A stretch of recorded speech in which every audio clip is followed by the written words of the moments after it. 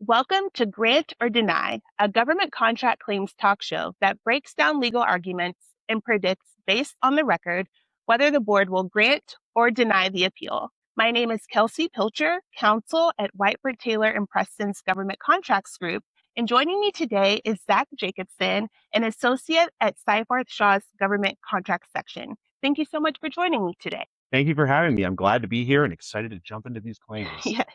So today we have 3 decisions that we're going to break down and predict.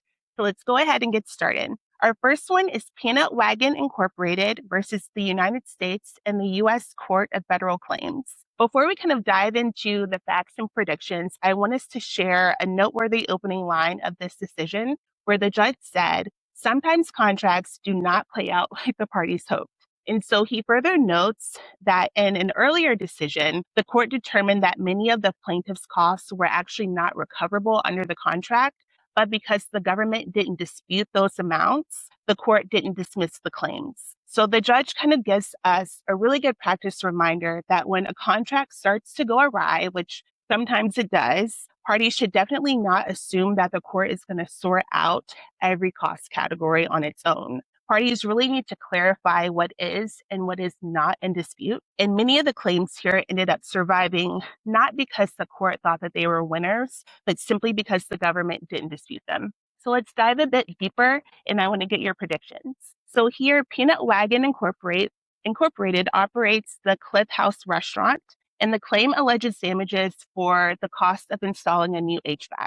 The contract required that the government pay the fair value of the HVAC at the conclusion of the contract. And the essence of this dispute is the scope of the contract term original cost. It's defined by the contract as the fair value of the HVAC and improvements minus straight line depreciation over the estimated useful life of the asset, according to generally accepted accounting principles not to exceed 30 years. So the plaintiff actually moved for summary judgment and the government cross-motioned. The plaintiff argued that the term original cost includes all costs necessary for the construction of the HVAC, subject only to the appropriate depreciation in accordance with generally accepted accounting principles. The government, on the other hand, argued that original cost amounts to the book value of the asset, or the value as it appears on the concessionaire's balance sheet minus depreciation.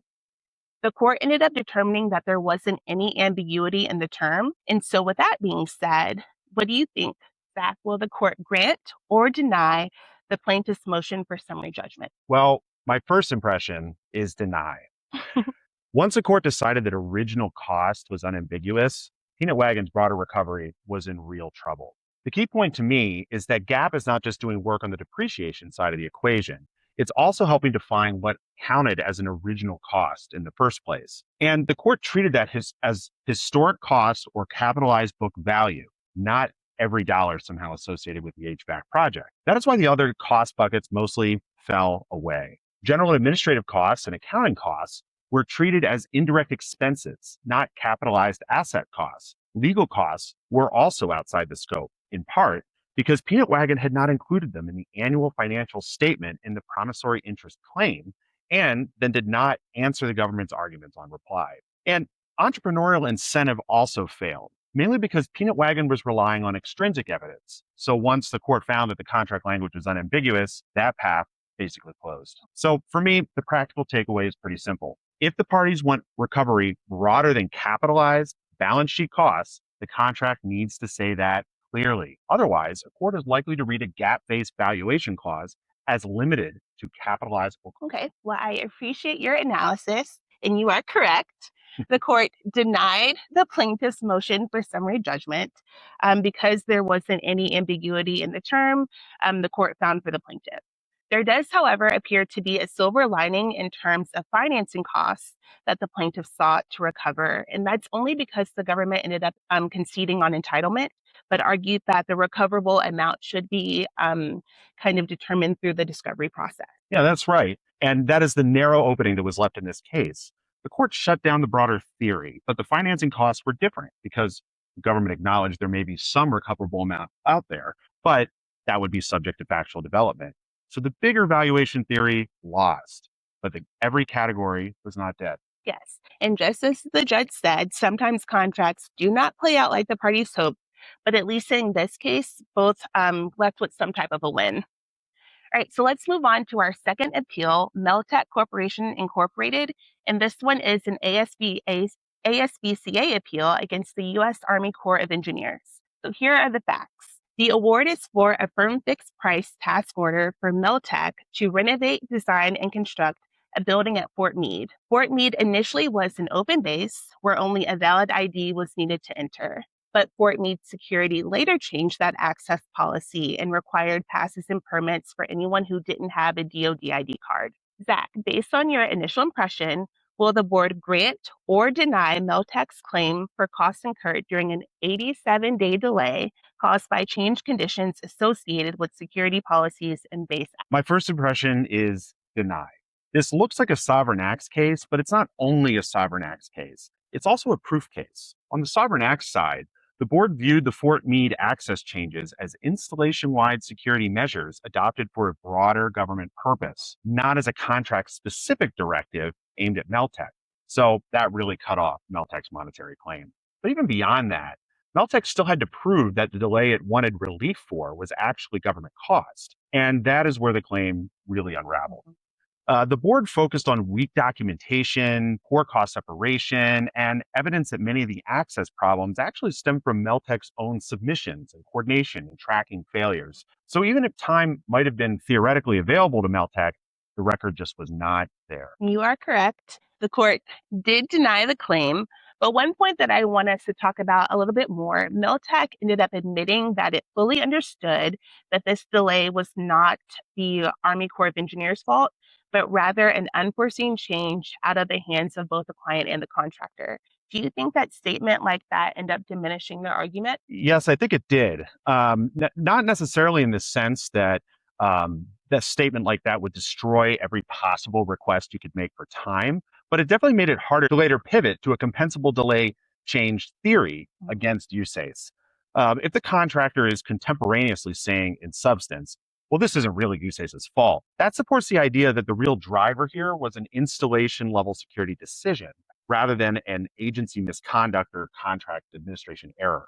And in a case like this, where the board is already looking at sovereign acts and weak proof, those admissions are especially damaging because they undercut the contractor's effort to pin responsibility on the government as a contracting party rather than on the government as a sovereign. Yes, and that's definitely something contractors should keep in mind. Even though the sovereign acts doctrine is an affirmative defense, the contractor will only be entitled to additional time if they can show that the delays suffered were at the fault of the government.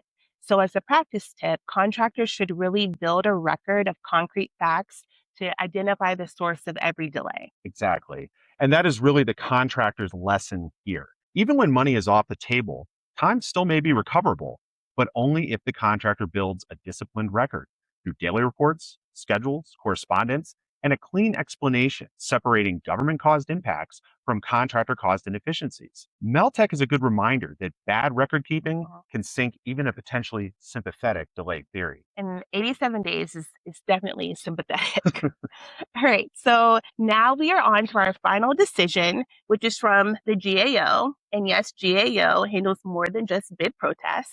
In this matter, the architect of the Capitol, ALC, permissibility of contract payments is going to be decided by the Contract Appeals Board within GAO. I'm actually really excited to talk about this one because if you're in the DC area, then you're aware that several federal buildings are under construction. And so I think that this is a really timely decision that kind of breaks down the allowability of costs, the authority to delegate, expend, and authorize funds that exceed appropriations. So here are the facts. The contract was for the renovation of the Cannon House office building, which is occupied by the House of Representatives. The architect of the Capitol, ALC, entered into a contract with a joint venture between two construction companies, and work performed was to be paid on a reimbursable basis based on the costs incurred and the completion of work. During an audit, however, the inspector general discovered unallowable costs such as expenses for travel, food, gifts, and research. While the ALC ended up receiving a partial credit for these costs, the full amount was not available due to a previously negotiated settlement. And because of that, Congress later appropriated money to fund a trust that would be used to continue the construction project. So, Zach, based on these facts, did the AOC rightfully obligate and expend its appropriations for the construction project? My first impression is Grant, or maybe more precisely, Architect of the Capitol wins on the appropriations issue. I'm excited about this decision too, not because of the construction, but because it touches on fiscal law, an Okay. area near and dear to my heart. So GAO drew a clean line between the purpose of the appropriations and the downstream contract administration problems. On the purpose side, the money was being used exactly what Congress made it available for. That was revitalizing a major historic house building through the Cannon Project contract. So the obligation itself fits squarely within the purpose of the appropriation. The harder issue was that some invoiced items looked questionable: travel, food, gifts, and even research. But GAO's point was that those issues did not change the underlying purpose of the contract. At that point, the issue becomes one of contract administration and payment review, not a purpose statute violation analysis. So for me, the real takeaway is on page 9 of the decision. Appropriations law does not do the work of contract administration. If AOC overpaid for particular cost items, that is something to pursue through the contract's own administration and cost recovery mechanism. And so this one, our first one, was Grant. So that actually wraps up today's episode of Grant or Deny. We discussed 3 very different contract decisions. And just as the judge mentioned in our first claim, sometimes contracts do not play out like the parties hoped, but sometimes there are circumstances where both parties can be made whole. So we want to thank the Board of Contract Appeals Bar Association for hosting this talk show. If you're not already a member, we encourage you to join, and we'll include the membership information in the show notes of this episode. Thank you again, Zach, for joining me, and make sure you catch the next episode of Grant or Deny.